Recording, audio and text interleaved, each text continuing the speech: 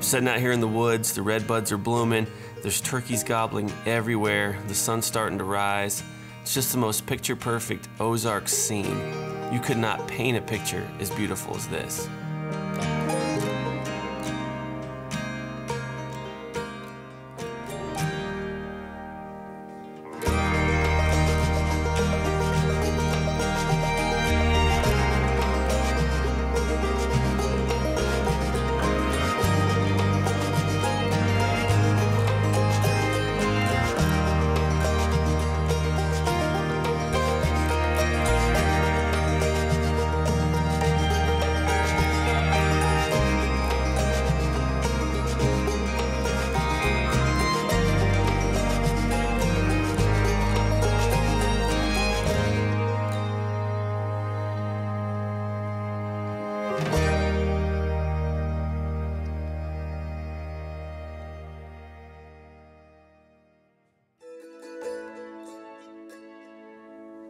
It was back in 2010.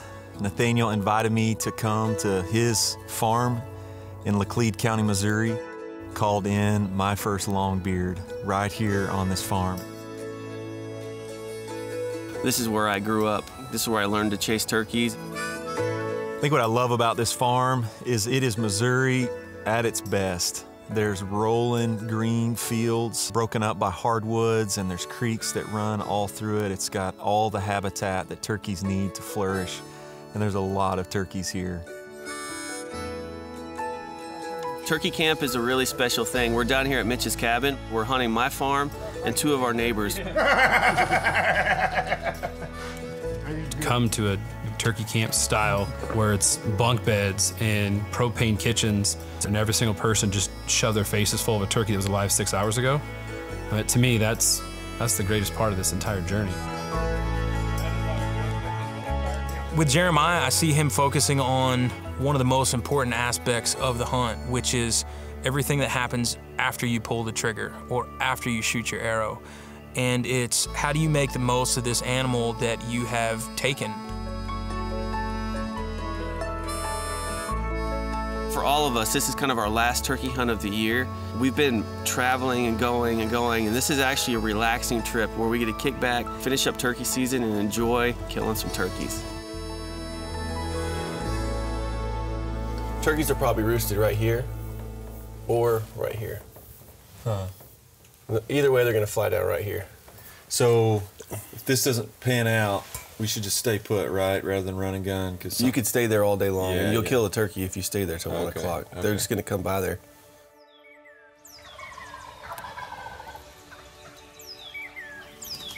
Bird, hold on. Yeah.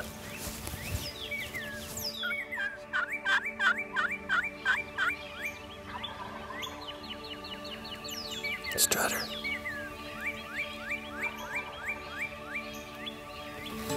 Get ready, he's coming. Is he close? 100 yards.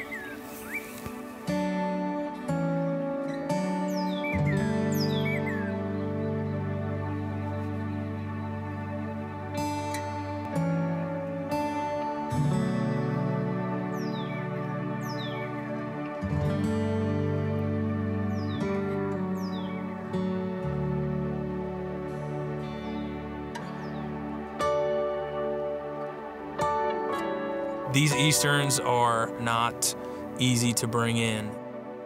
I'm also learning a lot being out here because I'm a Western hunter, so I run around chasing Rios all day long, and they are completely different birds. And these Easterns are smart.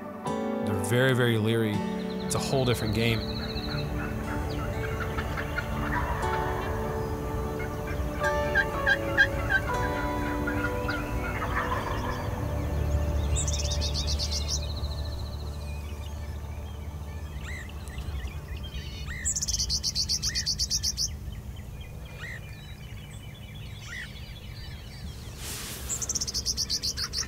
I have a huge passion to hunt, but I have a bigger passion to eat what I hunt.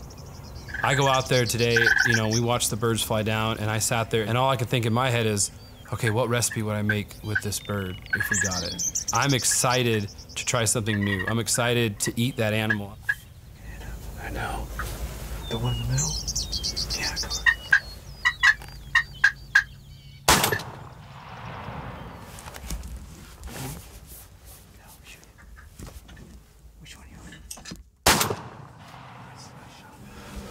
Oh my gosh. We're eating tonight. We're eating tonight. Look at those spurs.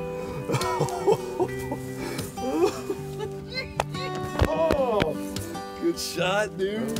Thank you for this day. Thank you for the food. Thank you for the fellowship. Thank you for keeping this bird alive for just this moment. We'll honor it in all the meals and all the prayers and all the blessings. In your name, amen. Amen. Jeremiah is a professional wild game chef. Pete's an awesome wild game chef too. And Mitch is a cowboy cook. So all three of these guys in the kitchen together, we're gonna get some really, really good food.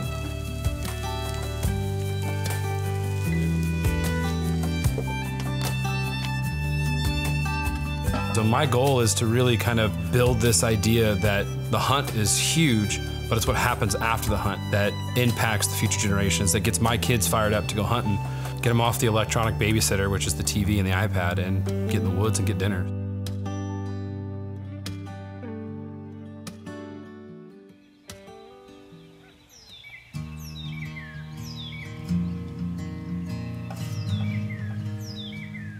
So we always have this trick in our back pocket called the creek sneak.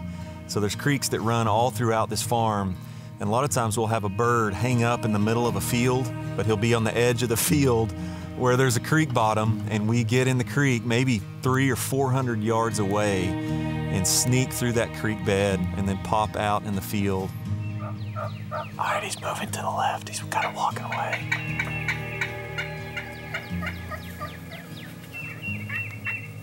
He's back in stride.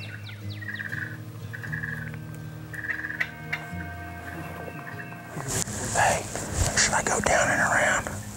If you can crawl another 50 yards to the bank, I think you can kill him.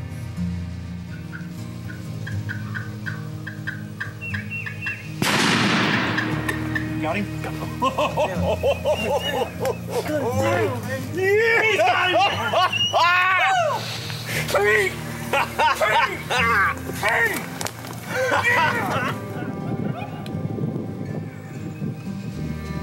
Turkosaurus. Yeah. Look at that. That's sharp too, man. Oh my goodness, they're sharp. One of the things I love about turkey hunting is that it is a communal sport. A lot of times it's a team success. Everybody gets to celebrate in that success in the end, and that's what happened. This is where Bub and I both have killed our first birds. And now to see both Jeremiah and Pete kill their first Missouri turkeys on this farm, it's just an amazing experience to share.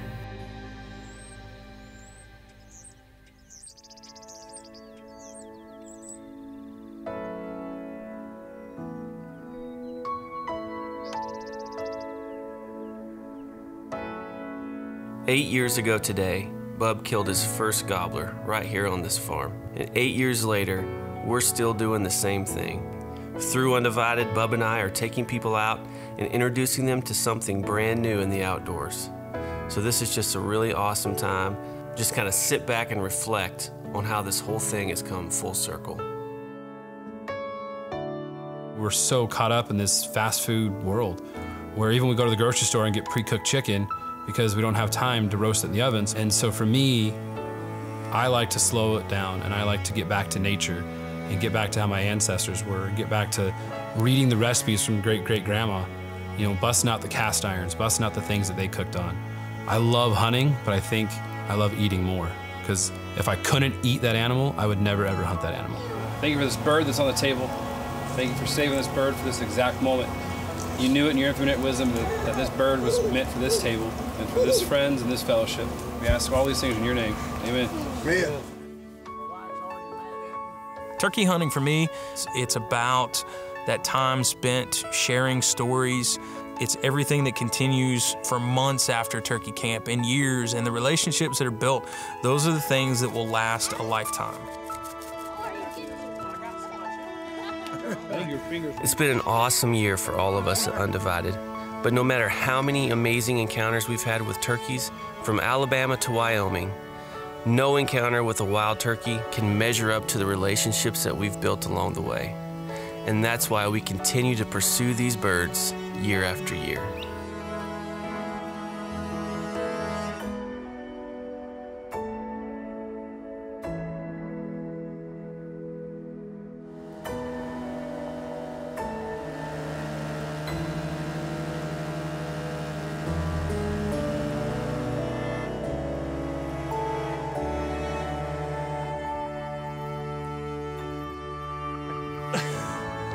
How big he is.